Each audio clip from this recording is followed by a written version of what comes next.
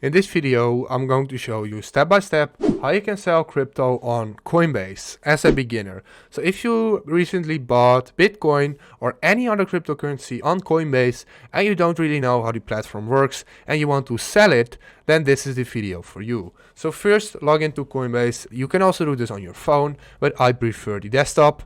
Then go to the button at the top, buy/sell. So when you hit this comes up and you want to go hover over to sell and select the asset you want to sell.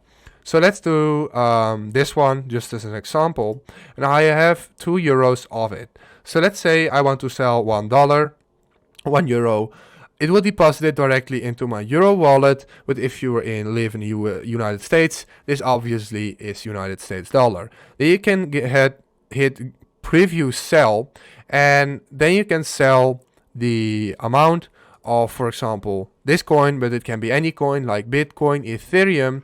And let's go back, and when you hit preview sell and hit sell, you will redirect it, or you will convert it into Euro. So that way you can easily sell it.